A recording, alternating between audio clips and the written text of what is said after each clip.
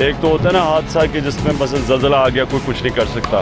ये एक कहीं कोताही हुई है। मेरे ख्याल में रेलवे के वजीर को रिज़ाइन करना चाहिए। कहीं भी दुनिया के अंदर जो आप कहीं कोई रेल का एक्सीडेंट होता है, वजीर रिज़ाइन करता है, क्योंकि रिज़ाइन जब तक वो नहीं करता, इंक्वायरी नीचे उसके नीचे इंक्वायरी नहीं सही हो सकती। पहली दफ़ा ट्रेन का एक्सीडेंट नहीं हुआ, ये बड़े 2-3 एक्सीडेंट्स हो चुके हैं।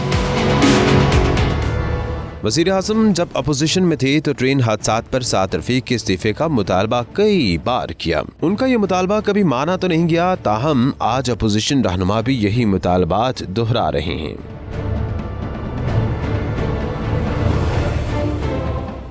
बिलावल भुट्टो ने ट्रेन हादसे पर वजीर रेलवे शेख रशीद से मुस्ताफी होने का मुतालबा किया। बिलावल कहते हैं इंक्वायरी मुकम्मल होने तक शेख रशीद वजारत से मुस्ताफी हो जाएं। ट्रेन हादसे मामूल बन चुके हैं, शेख रशीद कुछ नहीं कर पा रहे। अपोजिशन लीडर शहबाज शरीफ और ख्वाजा साद रफीक ने भी शेख रशीद से वजारत रेलवे छोड़ने का मुतालबा किया। मुस्लिम लीग नून के रुकन पंजाब असम्बली इफ्तिखार हुसैन ने शेख रशीद की मुस्ताफी होने के मुतालबे की करारदाद पंजाब असम्बली में जमा करा दी। अपोजिशन रहनुमाओं के साथ साथ सोशल मीडिया पर भी वजीर रेलवे शेख रशीद अहमद को ट्रेन हादसे का जिम्मेदार ठहराया गया। कई सोशल मीडिया सारिफीन ने भी वजीर रेलवे से फौरी तौर पर इस्तीफे का मुतालबा किया।